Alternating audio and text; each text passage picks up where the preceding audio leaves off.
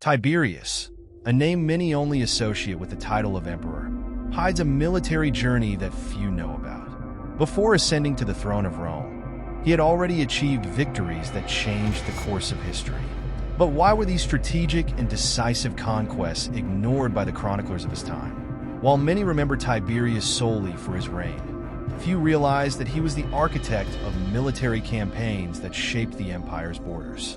What if I told you that without his quiet victories, Rome wouldn't be the unbeatable power we know? Get ready to discover the tactics and strategies that turned Tiberius into one of the greatest generals in Roman history, long before his coronation as emperor. What you are about to see will reveal a completely new side of Tiberius, Rome's underestimated strategist. Tiberius Claudius Nero was born into a family already connected to the politics and power of Rome. While still young, he was called to military service, where he demonstrated impressive skills in command and strategy.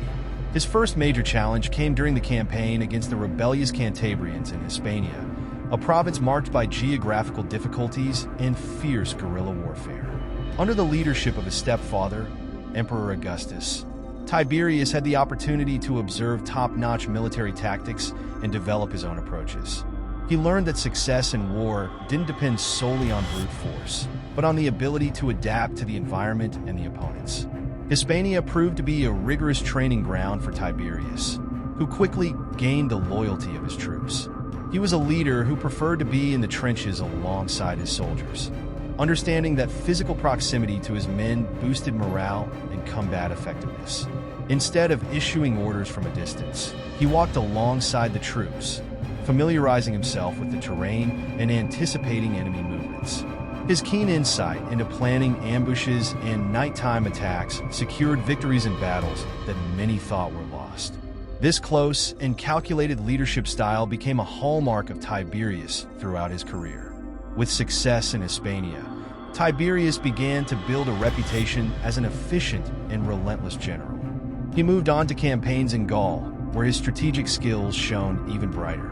The Gauls, known for their strength and resilience, posed a significant challenge, but Tiberius knew how to exploit their weaknesses. By employing siege tactics and dividing forces, he weakened enemy defenses before launching direct attacks, a tactic that would prove vital in his future campaigns. More than just a mere executor of orders, Tiberius was increasingly becoming a reliable and dangerous independent strategist. In addition to battles, Tiberius also began to understand the importance of combining politics and warfare. He knew that victories on the battlefield needed to be accompanied by shrewd diplomacy to ensure control over conquered regions.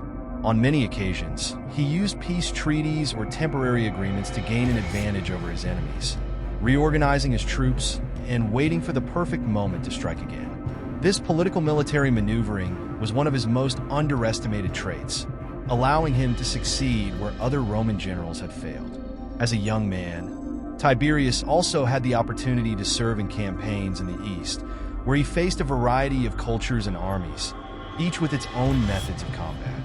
This international experience broadened his understanding of warfare tactics, preparing him to deal with any adversary. His early campaigns, therefore, were not just military training, but a strategic school that transformed him into one of the most formidable generals of his time. Even though his military genius remained overshadowed by his future career as emperor, Tiberius's campaigns in Germania marked one of the most challenging chapters of his military career.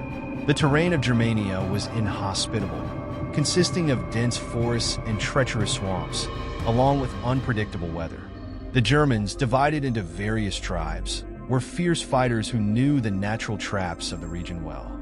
Tiberius, however, quickly understood that winning in this terrain required not just strength, but a complete adaptation to local conditions. He reorganized his troops to operate in small, mobile groups capable of reacting swiftly to frequent ambushes. Unlike previous campaigns, in Germania, the line between victory and defeat was often thin. Battles were fought far from Roman strongholds, making it difficult to send reinforcements and supplies. Tiberius developed a network of forward bases that served as resupply and communication points, an innovation that considerably increased the efficiency of his campaigns. He also implemented a strategy of slow advancement, preferring to build fortifications while consolidating the positions he had gained. This tactic reduced his troops' vulnerability to surprise attacks while forcing the German enemies to fight increasingly close to their villages. One of the greatest challenges Tiberius faced was the Battle of the Teutoburg Forest, where the Roman legions, under the command of Publius Quinctilius Varus, were ambushed and destroyed. Although Tiberius was not directly involved in this battle, he was tasked by Augustus with restoring Roman authority in the region after the disaster. He faced the situation with determination and skill, conducting a series of punitive campaigns that re-established the Roman presence along the Rhine. The reoccupation of these areas was not only a military victory, but also a psychological triumph, reaffirming Rome's power after a devastating defeat. Tiberius also understood that, in Germania, the use of diplomacy was just as important as the use of arms.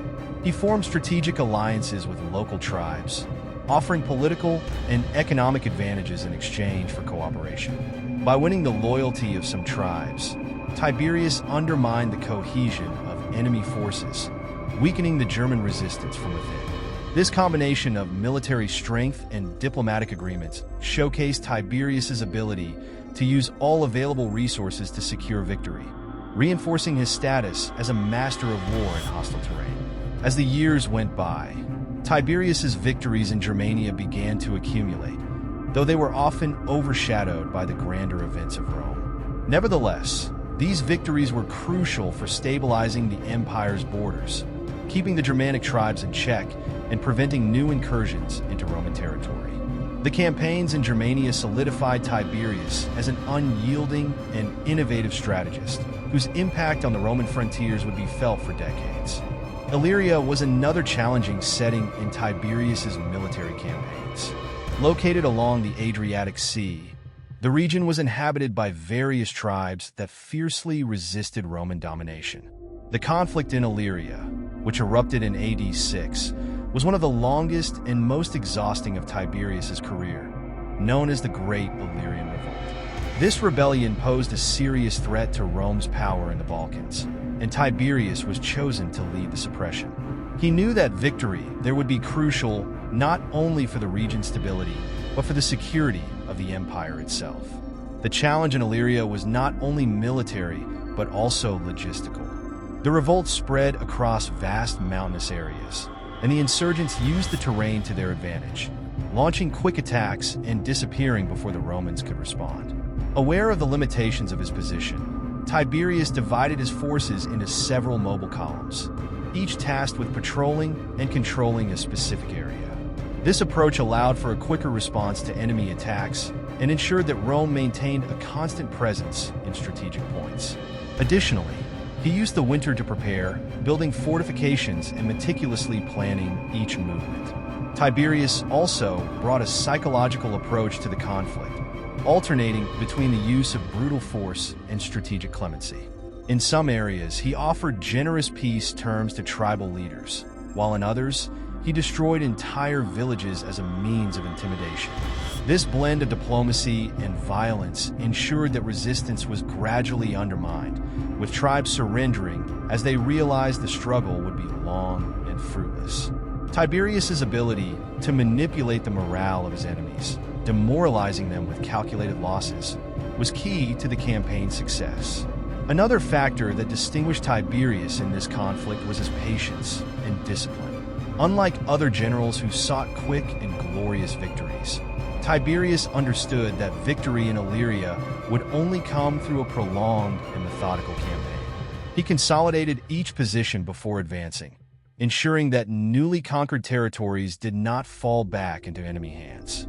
This slow but steady process ultimately resulted in a final victory for Rome, with the revolt being completely crushed by AD 9. The victory in Illyria solidified Tiberius as one of Rome's greatest generals, capable of handling complex and prolonged conflicts without losing control of his troops. Although the campaign lasted for years and involved enormous resources, the impact was lasting. The pacification of Illyria ensured that Roman trade routes through the Balkans were maintained, and that Rome's influence extended unopposed to the Danube borders. Once again, Tiberius demonstrated a deep understanding of Rome's strategic needs, skillfully balancing the use of force and diplomacy to decisively shape the empire's frontiers. After years of successful campaigns in regions like Hispania, Germania, and Illyria, Tiberius returned to Rome. But his return was not marked with the same enthusiasm that many would expect. The Roman capital was more concerned with political issues and the charismatic figure of Augustus than with the deeds of its generals on the battlefield. Although Tiberius had secured crucial victories that strengthened the empire's borders, he had always been a more reserved figure, preferring military life to the political scene in Rome. This silence contributed to his accomplishments being largely overlooked by the chroniclers of the time. Upon his return, Tiberius found an empire celebrating the peace established by Augustus, but forgetting that this peace had been built on military victories in the farthest reaches of the empire. He did not seek personal glory, which caused his public image to be overshadowed by other more prominent figures in Roman politics. Nevertheless, his campaigns, especially in Germania and Illyria, ensured that Rome remained secure and that its borders were stabilized. Tiberius understood that military glory was fleeting, but security and territorial control were the true lasting legacies. Still, Augustus recognized Tiberius's value, and despite the tensions between them, the emperor named him as his successor. This appointment was not the result of political intrigue, but rather the acknowledgement that Tiberius was the only one capable of maintaining the empire's stability. His military achievements and leadership skills were seen as essential to preserving Rome's power, even if they were not celebrated ostentatiously. Tiberius, for his part, accepted his role reluctantly, aware that his greatest contributions had already been made on the battlefield. After his return, Tiberius continued to play important roles in military command, but less frequently. His presence in Rome was a constant reminder that the power of Rome was based on the strength of its armies, and his military career began to be viewed with more respect, although it was still overshadowed by the intrigues of imperial politics. However, many later historians recognize that without his victories, Rome might not have maintained its stability during the final years of Augustus's reign. Although he was never a man of many words, his actions spoke for themselves. Tiberius chose the path of duty over the pursuit of fame, which ironically helped erase parts of his military journey from the more popular accounts.